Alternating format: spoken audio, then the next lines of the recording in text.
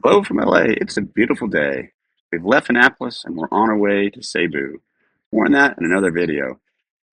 Those remember from our last video, we were in Australia helping a friend move a boat. Well, for those who played fantasy role-playing video games, you'll recognize the term side quest. This is something we learned from the 30-something-year-olds that were on the boat with us, among other things. But in the video games, there was a main quest, and then you could take side quests to get additional adventure and loot. This has morphed over the times, and now it just simply means you're changing plans from the original plan. So obviously, our plans to move the boat in Australia changed and got overcome by events. So we ended up going on a side quest.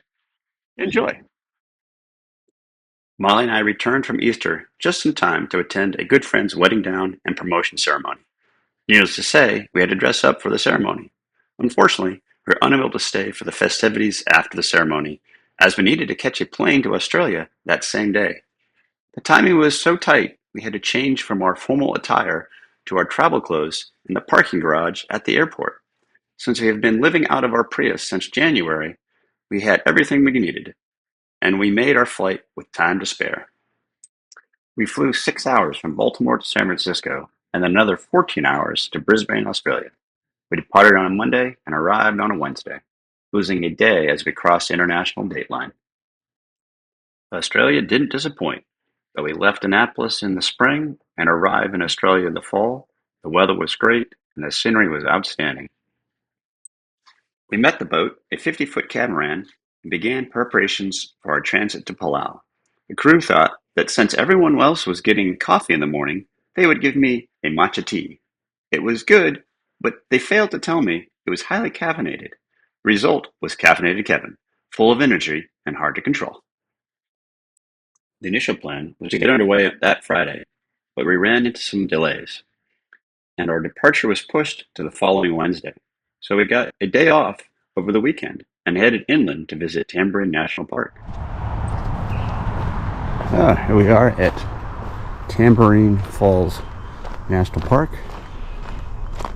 taking a hike. Molly has left me. There she is. Very beautiful out here. Amazing. Kind of up on the hills behind the coast. About an hour drive. But very beautiful. Alright, here we are walking through the jungles of Australia. Molly's keeping the snakes away. We're whacking things with a stick. Gorgeous. Beautiful place. Okay. Looks like we whacked the wrong. Hey, you got a bigger stick now. We got better sticks. Yeah. Okay. Oh, that's here. Is that on video? Oh, yeah. The banyan trees in Australia are something to see. Our first hike was to Witches Falls. We were in the subtropical rainforest. There had not been a lot of rain lately, and the falls were not as spectacular as they could be. Alright, here we are at Witches Falls.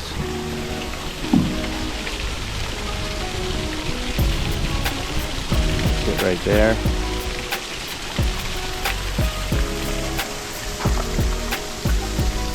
Quite a beautiful view.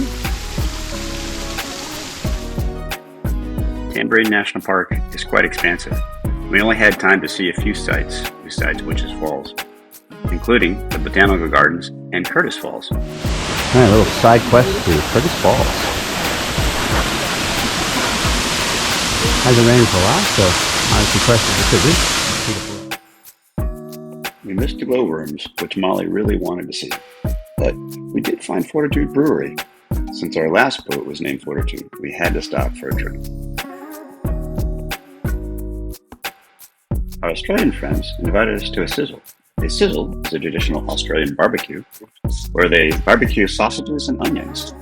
Then you put it on a buttered piece of white bread. Coleslaw is optional.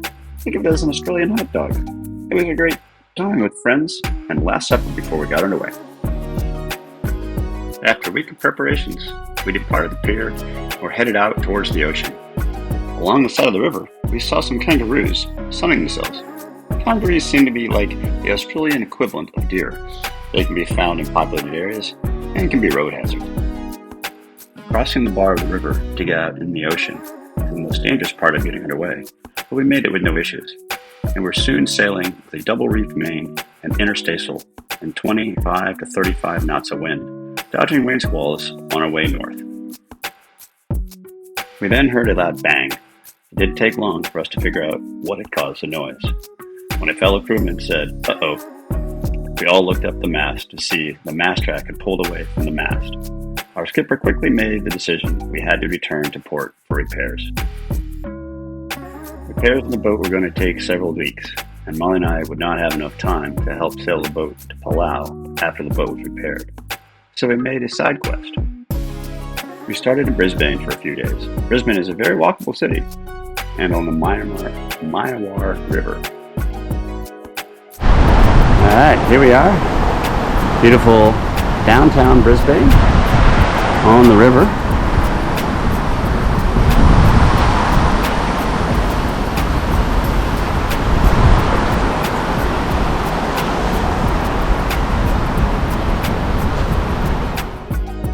One very easy way to get around Brisbane is to ride on the City Cat. It's a ferry that will take you up, down, and across the river for only 50 cents a ride. This is a great way to see the city from the water. Ferris wheel.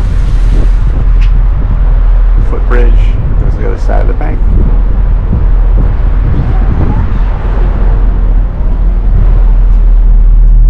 Okay, gorgeous ones. Our next stop coming up is a South Bank departing Lovelace from the front deck. This will be South Bank. For those leaving, have a wonderful day, remembering to touch off with whatever card you've touched on with. And gorgeous ones, can you take care Hit the coming touch off. through to Yeah. the front deck, please. South Bank from the front. We were told about a sky deck on top of one of the buildings along the river that you could access for free. It provided great views of the river and city. It also had several outdoor cafes overlooking the river. Molly and I could not resist the opportunity to have a ginger beer on the sky deck.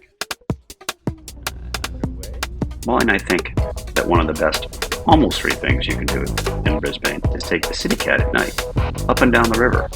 We were able to cruise the river for over an hour, taking in all the sights and city lights. Many of the bridges are lit up at night, making this the best 50 cents we spent in Australia.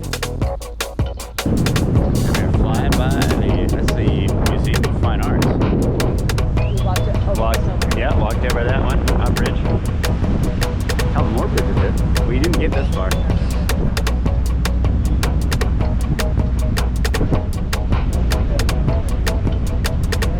Train going over the bridge, we're gonna go under it. Woohoo! After a few days in Brisbane, our side quest moved to Cairns. Yes, the Aussies pronounce it Cairns, where we hoped to have an opportunity to dive the Great Barrier Reef. So, that's the royal we, carried our bags to the train station so we could catch a flight north to Cairns. Arriving early is another one of Molly's superpowers, which gave us time to weigh and reweigh our luggage prior to checking in. Luckily, after juggling a few things around, our luggage was just under the weight limits, 20 kilograms, that's 44 pounds, per check bag, and only 7 kilograms, 15.5 pounds, for all your carry-ons. After a 2.5-hour flight, we arrived in Cairns and took an Uber to our new Airbnb. The Airbnb was right on the Cairns Harbour River, with a view of the water. Sometimes last-minute bookings pay off. Thank you, Molly. Though Molly may have dispelled the myth that the water swirls the other way in a toilet in Australia, the dryer in our Airbnb was upside down, so maybe there is something to things being opposite down under. That said, we're not going to let that get in our way in Cairns. We spent the first day exploring Cairns waterfront. We stumbled into the very touristy koala sanctuary, where you could have your picture taken by holding a koala. we couldn't resist. For the record, Millie has very soft fur and sharp claws. We strolled down McCann's Esplanade, where there's a public swimming pool. This was to keep people from swimming in the river, so they don't get eaten by crocodiles. It seems like everything in Australia can hurt you or kill you. We also found a possible retirement job for me.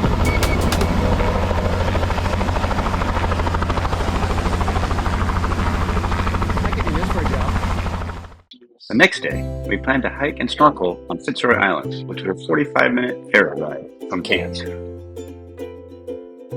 When we arrived on the island, we headed straight for the hike up the mountain to the summit and back. It was supposed to take 2.5 hours. Since we didn't want to leave our snorkeling gear on the beach unattended, we took it with us up the mountain. We learned later that there are lockers near the beach we could have left our gear. All right, we are hiking up to the lighthouse on Fitzroy Island. It's a beautiful island. This trail is uphill. A lot of uphill. It's steep. Not so much this part. A little quick stop. It's beautiful.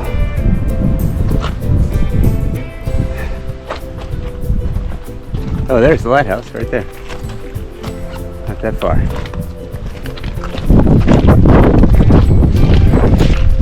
A little more uphill.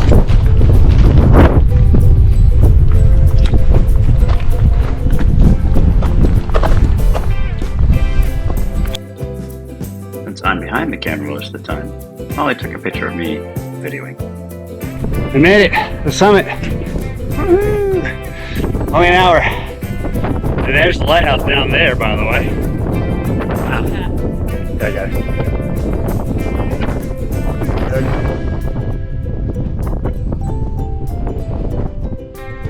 Wow. Beautiful.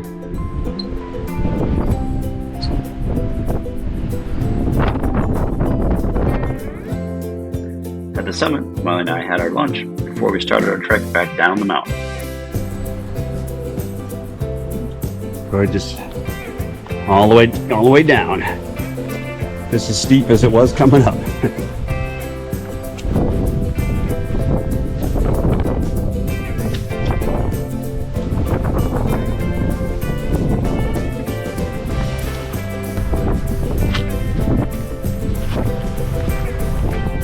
Views are incredible.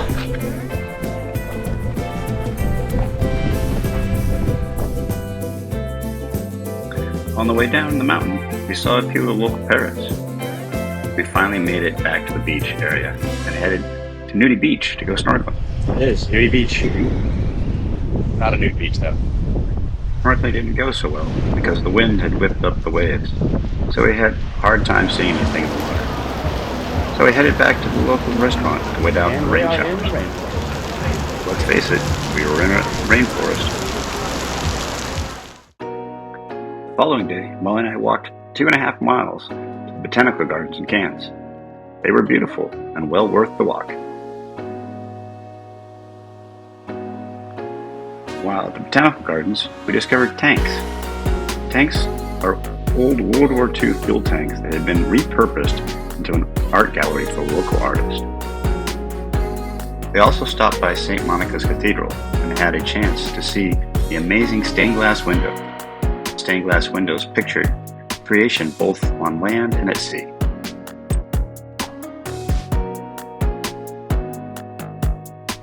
The following day, the weather cleared enough for us to take a boat to the Great Barrier Reef, where we could go diving and snorkeling. The Great Barrier Reef is not easy to get to, as it is 50 kilometers, 31 miles offshore. After a 90-minute boat ride, where we had to fill out diving certification and sign our lives away, while people were getting seasick next to us, we finally made it to the Great Barrier Reef. Because I did not have a protective diving case for my GoPro, I was only able to take it with me while we were snorkeling. I have since rectified that problem and will be able to film future scuba dives. We went snorkeling on an incoming tide that created an upwelling, and we had great opportunity for seeing large schools of fish.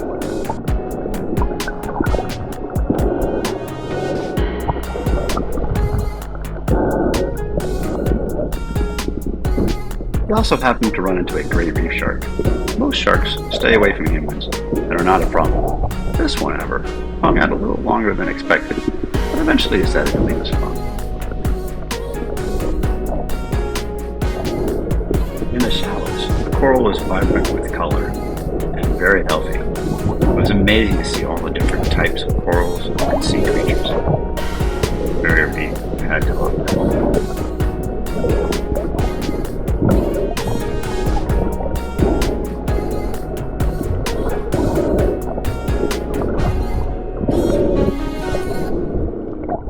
After our bucket list item of diving on the Great Barrier Reef, Molly and I celebrated with some champagne during the boat ride back to Cairns.